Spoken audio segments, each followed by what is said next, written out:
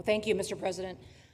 First of all, I want to thank you for putting the safety and the security of the American people first, and the way that you never lose focus on making sure that America stays our priority and that the families that live here get the chance to grow up and to raise their children in communities that are safe and that give them an opportunity to pursue the American dream. This facility here is a fantastic representation of what can happen when all of government works together and when it's accountable to the taxpayers and to the citizens that live here.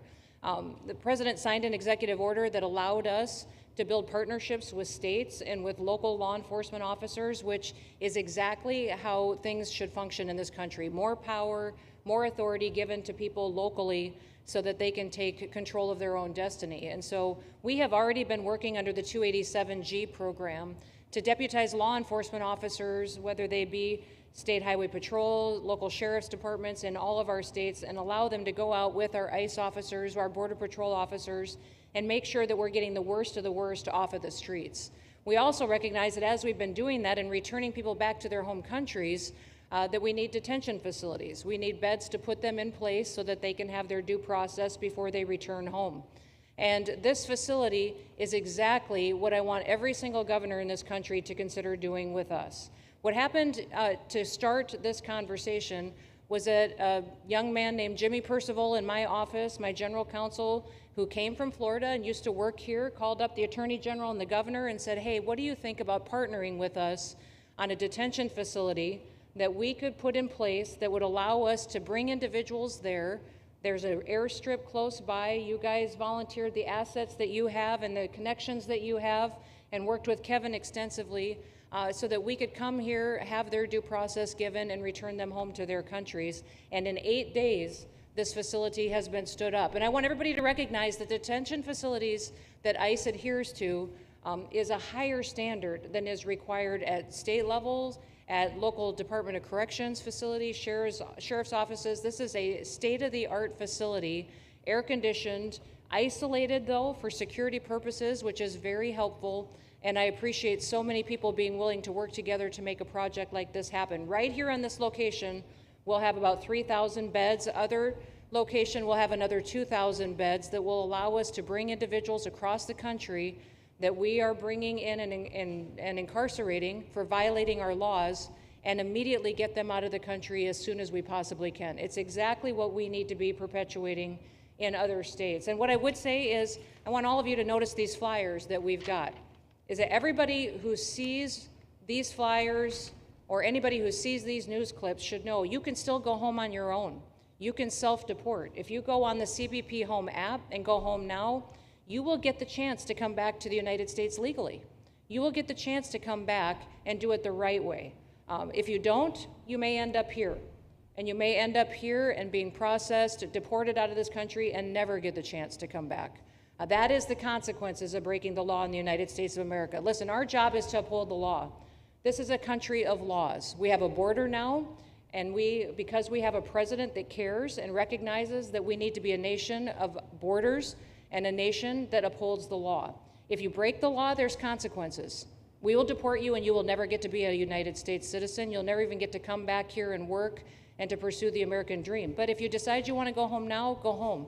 And we'll help facilitate it. We'll buy your plane ticket. We'll get you there. In fact, I just got back from Panama, Costa Rica, Guatemala, Honduras. Those countries are excited to get their citizens home. They're setting up programs to loan them money to buy houses when they get there, help them with food assistance, get their children educated, scholarships. They want their citizens that are living here in the United States illegally to come home and to be a part of their economy and help their countries grow. So this is a win-win for everyone, and I just want to end, Mr. President, by thanking our law enforcement officers, by thanking our ICE officers and our Border Patrol officers for what they do every day. They are out on the streets, and violence against them has increased over 500% since Trump has gone back into the White House because he's upholding the law and because a bunch of liberals, socialists, and Marxists are out there lying about what President Trump is doing. President Trump is upholding freedom by what he is doing. The freedom to live safely in this country and to do things legally and to have justice. And because those liberals, and I'm calling out you, CNN, I'm calling you out because you lie every single day about what these operations are. We are going after murderers and rapists and traffickers and drug dealers and getting them off the streets and getting them out of this country because Joe Biden let the worst of the worst come in here. The other day I was talking to some marshals that have been partnering with ICE. They said that they had detained a cannibal and put him on a plane to take him home, and while they had him in his seat, he started to eat himself. And they had to get him off and get him medical attention. These are the kind of deranged individuals that are on our streets in America that we're trying to target and get out of our country because they are so deranged they don't belong here. And they shouldn't be walking the streets with our children.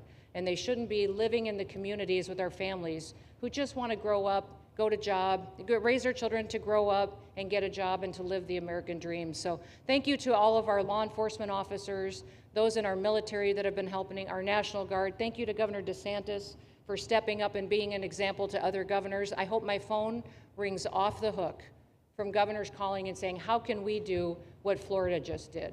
How can we do exactly what they did? Because we need this big, beautiful bill.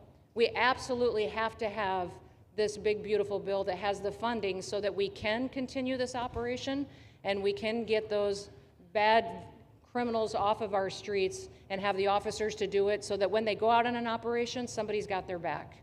Somebody's got their back, they can do it safely, and they can go home to their families at night too. So this bill needs to pass through Congress so we have the resources at the Department of Homeland Security to make sure that our homeland truly is secure. And Mr. President, thank you for Stephen Miller.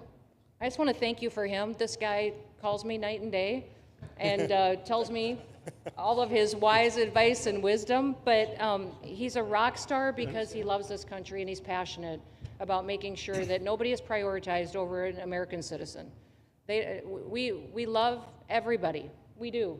We love everybody. Not everybody. But, well, a lot of people. But we shouldn't be putting people illegally above citizens. We should be making sure that we do things right. And that's what America has always stood for, and we're an example to the rest of the world because we do it right. So, Mr. President, you surround yourself with great people, and I think that's because everybody wants to work for the greatest president that the United States has ever had, and that's President Donald J. Trump. Thank you very sir. much, Kristi. That's Thank so you. nice.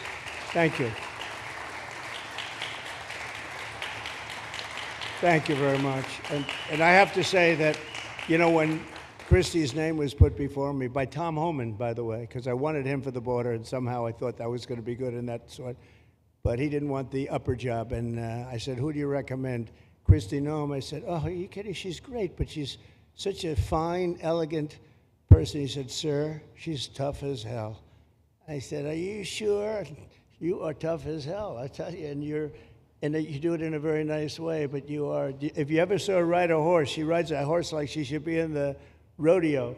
She's like an unbelievable horse person, and you've done a fantastic job, and Steve Miller would even agree to that. And he likes nobody, by the way. I don't think he likes anybody. And another one we like is Ron. And Ron, would you say a few words, please?